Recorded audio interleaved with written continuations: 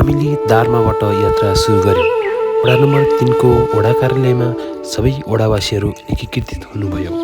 त्यहाँबाट 23 जनाको टोली राताबायातर्फ अगाडि बढ्यौँ। यो यात्रा केवल पैदल यात्रा थिएन, यो दार्मा जिउलाको भविष्यसँग जोडिएको अभियान थियो। यात्राकै क्रममा हामी पाल्ता खर्कमा पुग्यौँ। यो ठाउँ मेरा पुर्खाहरूले गाई गोरु र भैँसी पालनका लागि चरण क्षेत्रका रूपमा विकास गर्नुभएको थियो।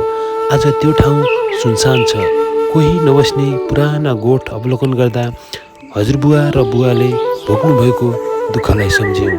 आँखा रसाए, मन भक्कानियो, तर यही पीडाले हामीलाई अगाडि बढ्ने शक्ति दियो। रातापाया सिँचाइको मुहान निकै टाढा भएकाले त्यही दिन त्यहाँ पुग्न सम्भव भएन। त्यसैले जङ्गलमै साँझ बस्ने निर्णय गरियो। सबैले ल्याएका खाजा खायौँ, पुराना र मिठा सम्झनाहरू साटासाट गऱ्यौँ। यो स्थान समुद्री सतहदेखि करिब 3200 मिटर उचाइमा थियो। चिसो अत्याधिक महसुस भयो। कसैले दाउरा जम्मा गऱ्यौँ त कसैले खाना पकायौँ। हामीसँग 2 जना महिला वडा सदस्य पनि सहभागी हुनुहुन्थ्यो। आगोको राप ताप्दै पुराना कथा र अनुभवहरू सुनियौँ।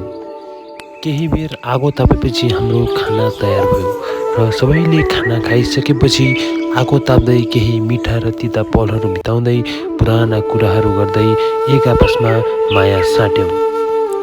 र हामीसँग जानुभएका बुढापाकाहरू थकानले लतपत हुनुहुन्थ्यो। उहाँहरू खाना खाएर निदाउनुभयो र सबै सुतेपछि युवा पुस्ताले रमाइलोको लागि स्थानीय लोकदोहोरी गीत गाउन सुरु गरे। चिउवाई 3 नम्बर पालिका, हामी चिउवाई 3 नम्बर पालिका, हामी चिउवाई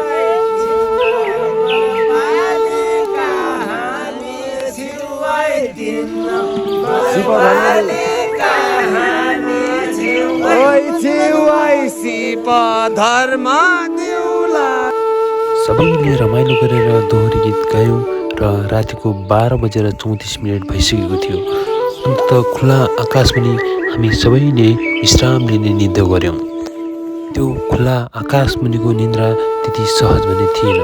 एकातर्फ आगोले पोलेर हैरान पार्थ्यो त अर्कोतर्फ चिसोले कठ्याङ्ग्याएको थियो। बिहान हामी सबैले उठ्यौँ, हातमुख धोयौँ र चिया पियौँ र यात्रा पुनः सुरु गऱ्यौँ। करिब 3 घण्टाको कठिन यात्रा, जङ्गल, भिरालो बाटो, उकालो ओह्रालो चिर्दै अन्ततः हामी पानीको मुहानमा पुग्यौँ। हामी त्यहाँ पुगेपछि प्राविधिक टोलीलाई सहयोग गर्दै स्थलगत सर्वेक्षण सुरु गरियो र धेरै बाधा र अडचन आए, तर ती सबैलाई व्यवस्था गर्दै कामलाई निरन्तर अगाडि बढायौँ।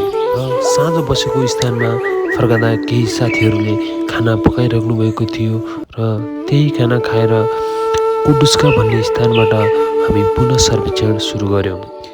केही समयपछि हामी सिँचाइको अन्तिम बिन्दु आटीचौरमा पुग्यौँ र यात्रा सफल भयो।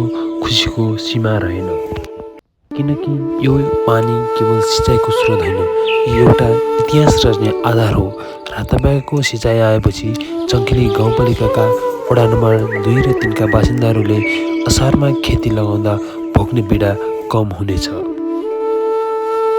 दार्मा जिउला कुनै समय सिङ्गो हुम्ला जिल्लालाई पाल्न सक्ने क्षमता बोकेको उर्वर, ऐतिहासिक र सम्भावनाले भरिएको भूमि हो र रातापायाको सिँचाइ प्रणाली कार्यान्वयनमा आएपछि असारमा खेती लगाउँदाको पीडा कम हुनेछ, सिँचाइको अभाव हट्नेछ, कृषि उत्पादन फस्टाउनेछ र दार्मा जिउला पुनः आत्मनिर्भर कृषि अर्थतन्त्रतर्फ अग्रसर हुनेछ।